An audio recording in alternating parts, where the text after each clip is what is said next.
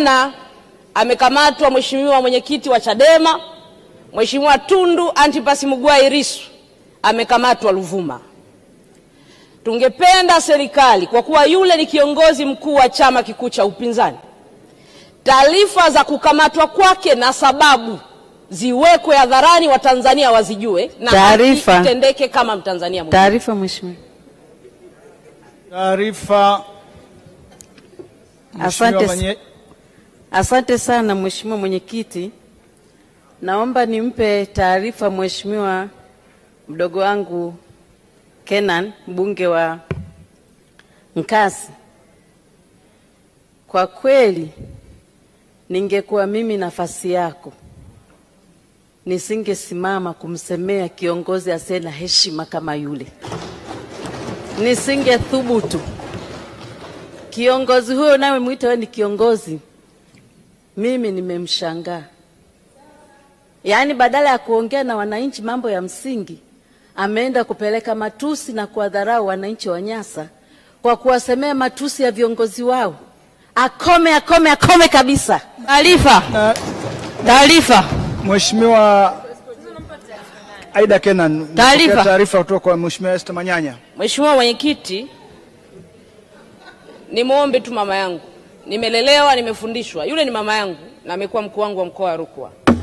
Ni wajibu wangu kama mbunge, na nimesimama kuiambia serikali haki itatendeka. Mimi naamini na historia nchi yetu endelee kujengwa ya amani na utulivu. Kama kuna kosa limefanyika, liwekwe hadharani kosa lilolifanya na sababu za kukamatwa. Mheshimiwa mwenyekiti, naomba niendelee.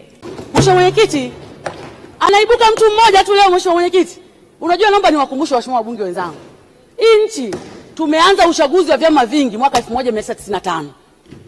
Na mwaka 95 tulikuwa na wabunge wa upinzani 51. Mwaka 2000 tulikuwa na wabunge wa upinzani 26. Wakati huo Mheshimiwa Mbowe ndo aligombea urais. Mwaka 2005 tulikuwa na wabunge wa upinzani 41. Mwaka 2010 tulikuwa na wabunge wa upinzani 89. Mwaka 2015 tulikuwa na wabunge wa upinzani 116, na 2020 tuko wabunge 28 wa upinzani. Hakuna mtu aliyesema hashiriki uchaguzi mpaka tufanye mabadiliko ya sheria. Hakuna mtu aliyethubutu kusema hivyo. Hakuna mtu aliyesema tuingie barabarani tufanye uasi kwenye chaguzi zote.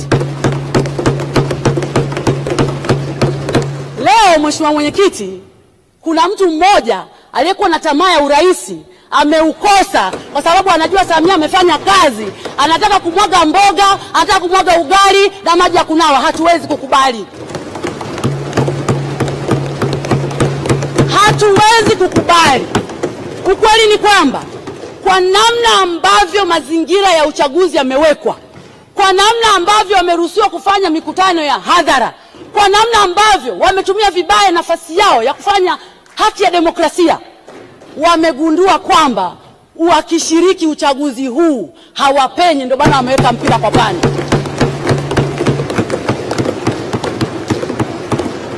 Mheshimiwa mwenyekiti, miaka yote, awamu zote 6 ambazo tumeshiriki uchaguzi kwenye nchi, awamu zote CCM ni ile ile, katiba ya nchi ni ile ile, tume ya uchaguzi imeboreshwa mwaka jana, wanaweka mpira kwa pani. Hii haikubaliki. Nataka niseme, unaweza kusema yote kwenye nchi, lakini mimi Salome Makamba ni Msukuma wa Shinyanga, sina pa kwenda. Pasipoti nimepewa na bunge ya kusafiria kwenda nje ya nchi, sina pa kwenda. Mama yangu, familia yangu haina pa kwenda. Hatuwezi kuhamasisha uasi kwenye nchi hii. Hatuwezi kukubali. Jeshi la ulinzi na usalama lipo, kaka yangu Bashungwa mambo ya ndani upo. Tekelezeni wajibu wenu. Hii nchi ni ya demokrasia. Kuzuia uchaguzi ni uhaini na hatuwezi kukubali. Na Mheshimiwa mwenyekiti, nikwambie tu ukweli, huyu jamaa anataka kupiga changa la macho. Chama chochote cha siasa lengo lake namba moja ni kushika dola. Lengo lake namba moja. Sisi hatufanyi kazi ya uharakati hapa. Sisi mimi najua siasa ni kushika dola.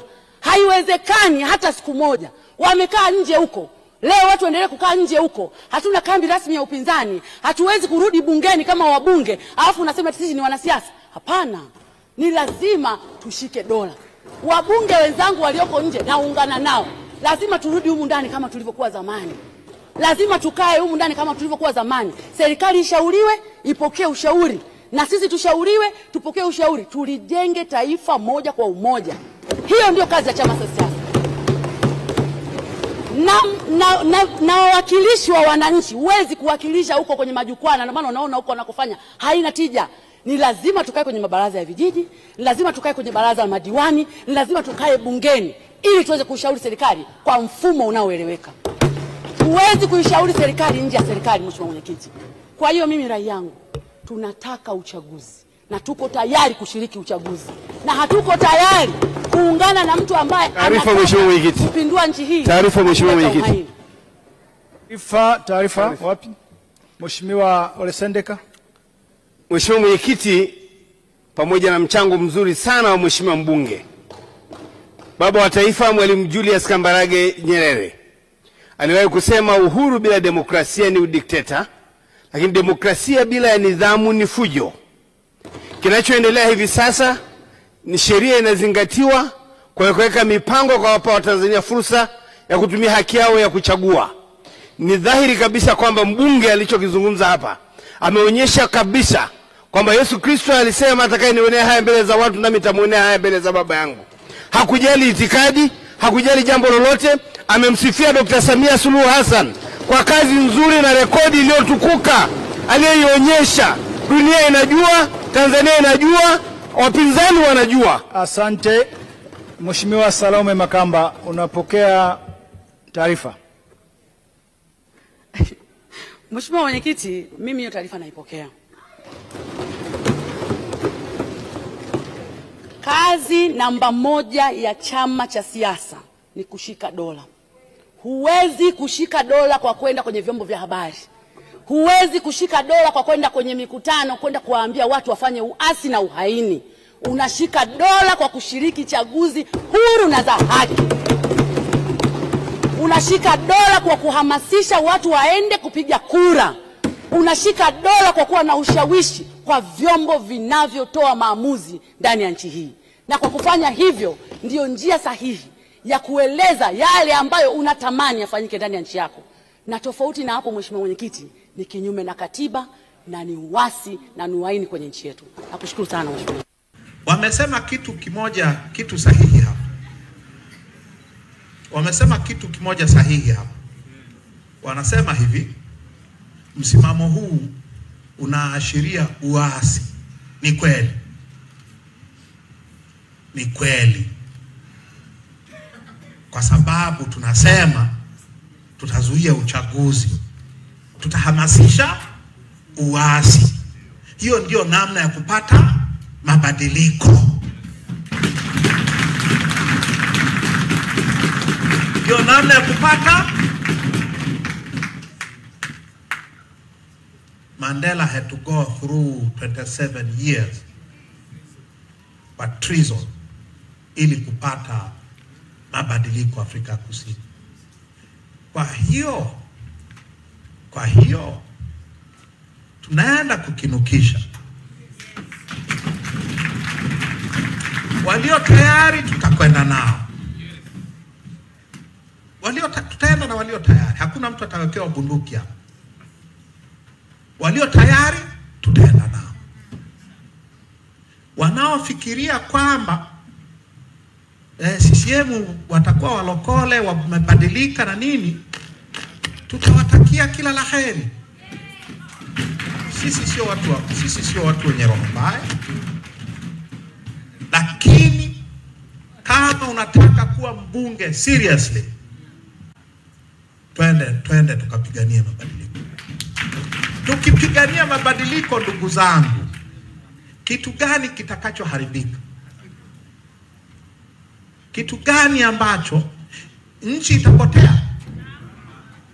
Sana sana. Huu uchaguzi tutavuruga huu uchaguzi. Kama ulikuwa unafikiria kuwa mbunge Oktoba au Novemba, Hiyo ni kweli. Hiyo ni kweli. Na mimi nilikuwa nafikiria urais. Na mimi nilikuwa nafikiria urais. Nimtiania. Nimesahau. Au kama ulikuwa unafikiria udiwani Novemba, sahau. Kwa sababu tunaenda kukinukisha vibaya sana. Sawa sawa. Tukikinukisha vile tutaumia. Ni kweli. Ni kweli.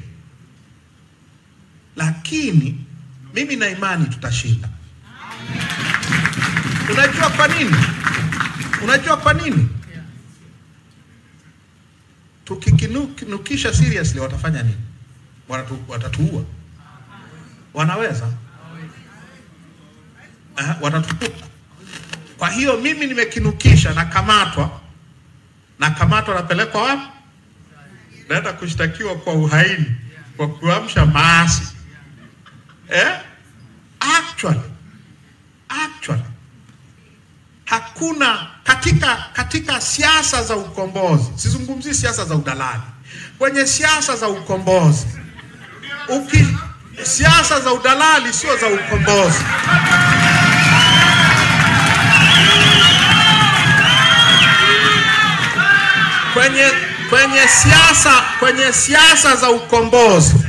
Kwenye siasa za ukombozi, kukamatwa na kushtakiwa mahakamani ni kuvikwa taji la dhahabu. Okay? Ngoja nieleze hivi. Julius Nyerere, na mara nyingi hatufahamu historia yetu. Nani alikuwa Mtanganyika wa kwanza kupatikana na hatia ya kosa linaloitwa uchochezi? Julius Nyerere. Hiyo kesi ya Julius Nyerere ya mwaka 58, yeye na mhariri wa tano anaitwa Robert Makanga wa gazeti la Tano, na mhariri wa gazeti la Mwafrika anaitwa Rashid Bardel, alikuja kuwa mbunge. Hiyo ilikuwa kesi ilimpaisha Nyerere beyond measure. Kesi ya Julius Nyerere. Patikana na hatia ya uchochezi. Kaambiwa afungwe miezi 6 au aende jela. Aende jela miezi 6 au alipe shilingi 300. 358 hazikuwa chache. Sawa. Na ukifikiria nani mwingine anayetuzunguka wa nchi zetu ambaye hakwenda gerezani? Kaunda alienda gerezani, Mugabe alienda gerezani, na Nujoma alienda gerezani, Kenyatta alienda gerezani miaka 9. Alipotoka gerezani straight Lancaster House kwenda kujadiliana uhuru. Nyie mnasema hivi ni uhaini, uasi, kwa hiyo tutafungwa. Si uasi. That is the way to freedom.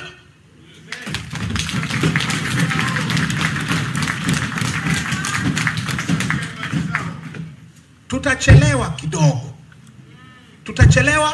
Kama hamu ni ubunge, tutachelewa kidogo. Lakini tutapata mageuzi yatakayo tupeleka wengi zaidi bungeni. Watu wanataka tukapate 5%, tukapate 5% na wabunge labda 7, alafu tuanze kupigana vikumbo juu ya nani aende kwenye viti maalum. Nataka tupate kura nyingi zaidi, na tuna uwezo kupata kura nyingi zaidi ili wote mnaotaka viti maalum mpate nafasi ya kuwa viti maalum. Mtapata viti maalum kukiwa na mabadiliko. Sio hii habari ya nini hii. Na tutakuwa na wabunge wa majimbo wengi zaidi, na tutakuwa na rais actually.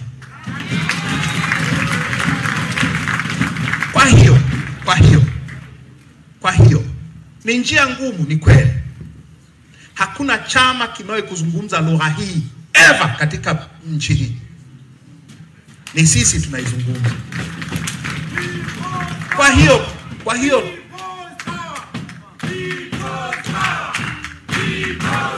asante. Kwa heshimiwa, tujiandae, tutashinda. Msiogope, msiogope. Mara ngapi imeandikwa kwenye Biblia? Msiogope.